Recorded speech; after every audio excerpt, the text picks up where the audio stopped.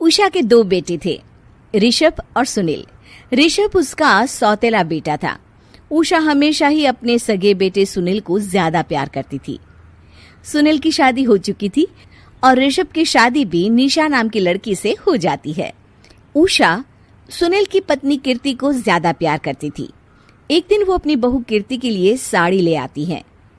ये लो बहू, तुम्हारे लिए साड़ी लाई हूँ। कल पड़ोस की शादी में जाना है ना, तुम यही पहन कर चलना। तभी वहाँ ऋषभ आ जाता है। अरे माँ, तुम निशा के लिए साड़ी नहीं लाई? वो भी तो कल शादी में जाएगी ना? हाँ, वो भी जाएगी, पर उसके पास तो काफी साड़ी होंगी ना। अभी अभी तो शादी हुई है तुम दोनों की, तो उसी में से कोई पहन लेगी वो। ऋषभ ये सुनकर उदास हो जाता है।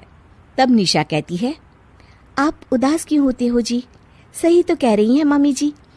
मेरे पास तो बहुत साड़ियां हैं और सारी की सारी नई हैं। मैं उन्हीं में से कोई पहन लूंगी। वो बात नहीं है निशा। माँ मेरे साथ तो सौतेला व्यवहार करती ही थी, पर मुझे लगता था कि मेरी पत्नी के साथ वो ऐसा कभी नहीं करेंगी, पर आज उन्होंने तुम्हारे साथ भी वैसा ही व्यवहार किया। ऋषभ उदास होकर अपने कमरे में चला जाता है। ऋषभ को उदास देखकर निशा को अपनी सास पर बहुत गुस्सा आता है। एक दिन उषा सुनील को कुछ पैसे दे रही होती है। ले बेटा सुनील, ये कुछ पैसे रख ले और बहू को कहीं घुमा लिया। जी मम्मी जी। सुनील वहां से चला जाता है। मम्मी जी, आपने इन्हें तो कभी पैसे नहीं दिए। ऐसा सौतेला व्यवहार आप क्यों करती हैं? बहू, ये किस तरह से बात कर रही हो तुम अपनी सास से? कोई ऐसे सवाल करता है कि अपनी सासू से? सास? अरे जिस दिन से मैं इस घर में आई हूँ ना, आपने तो मुझे अपनी बहू माना ही नहीं। हमेशा कीर्ति भाभी के लिए ही सब कुछ लाती हैं। मुझे तो आज तक आपने कुछ दिया ही नहीं। क्या मैं जानती नहीं कि आप ऐसा क्यों करती हैं? देख निशा, तू अपना काम कर समझी। मेरे से बहस करने की कोई जरूरत नहीं है। तभी वहां ऋषभ आ जाता है। निशा, माँ से ऐसे बात नहीं करते। तुम जाओ अपने कमरे में। हाँ, जा रही हूँ। मुझे भी इनसे बात करने का कोई शौक नहीं है। निशा अपने कमरे में चली जाती है और ऋषभ भी वहां आ जाता है। निशा, तुमने माँ से क्यों झगड़ा किया? क्योंकि आप तो कुछ कहते ही नहीं, बस चुपचाप सहते रहते हैं। किसी को तो आवाज उठानी होगी ना। कोई बात नहीं निशा, तुम गुस्सा मत करो, शांत हो जाओ। निशा रसोई में खाना बना रही होती है। तभी वहां कीर्ति आ जाती है। निशा, तुम मार्केट से ये सामान ले आओ। मैं क्यों जाऊं? आप भी तो जा सकती हो ना। दिख नहीं रहा कि मैं खाना बना रही हूँ? हाँ तो क्या हुआ, खाना बनाने के बाद चली जाना। हाँ, खाना भी मैं ही पकाऊं, बाजार जाकर सामान भी मैं ही ले आऊं। खुद तो कुछ करोगी नहीं, है ना? ओहो, जुबान तो देखो कैसे चल रही है। सुनो, तुम अभी आई हो इस घर में, तमीज में रहो, वरना सासू माँ से कहकर मायके भिजवा दूंगी तुम्हें। हाँ। ओह, हाथ लगाकर दिखाओ मुझे, देख लूंगी। बहुत मनमानी हो गई तुम दोनों की, समझी? निशा लिस्ट कीर्ति के ऊपर फेंक देती है। कीर्ति निशा को मारने आती है तो निशा उसका हाथ मोड़ देती है। मर गई रे, छोड़ मेरा हाथ। आज के बाद मुझसे कोई बदतमीजी की तो अच्छा नहीं होगा। कीर्ति रोते हुए अपने कमरे में चली जाती है। उस निशा चुड़ैल ने मेरा हाथ मोड़ दिया। मुझे नहीं रहना इस घर में। अरे कैसी बेकार की बातें कर रही हो।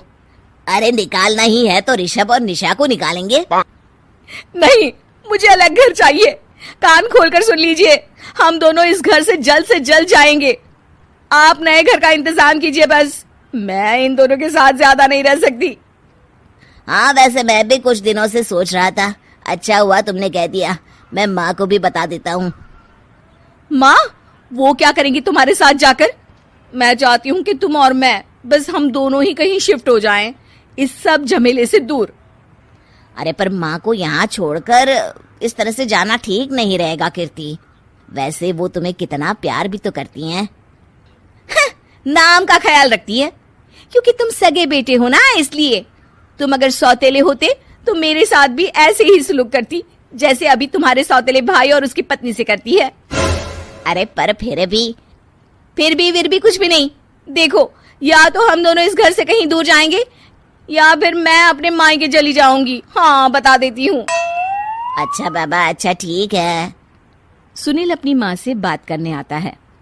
माँ, मैं सोच रहा हूँ कि कीर्ति के साथ अलग घर में शिफ्ट हो जाऊं। अरे वाह बेटा, ये तो बहुत अच्छा सोचा है तुमने। कब शिफ्ट होना है हमें?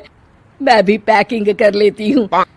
अब नहीं माँ, मैं और कीर्ति ही जाएंगे बस। आप तो यहीं रहो, ये पुश्तैनी घर भी है ना आपका। अरे बेटा, तू तो मेरा सगा बेटा है, तू ही मेरे साथ ऐसा कर रहा है। मुझे अपने साथ ले जा बेटा। तभी वहां कीर्ति आ जाती है। अरे माँ, आपको पता भी है कि किराए के घर में कितना खर्चा होता है, और अगर आपको भी लेकर गए तो और खर्चा होगा। आप तो बस यहीं रहो इसी घर में। कोई बात नहीं सुनील, तुम लोग चले जाओ, माँ यहीं रहेंगी हमारे साथ।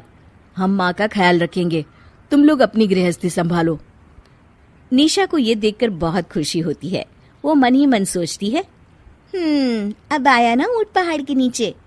अब मम्मी जी को पता चलेगा बड़ा सगा और सौतेला करती रहती थी। सगा बेटा तो जा रहा है छोड़कर, अब आएगी इन्हें अकल, और नहीं आई तो मैं अल्लाह कर रहूंगी। निशा अपनी सास को कैसे अपने सौतेले बेटे से मिलाएगी, जानने के लिए देखिए सौतेली माँ पार्ट 2।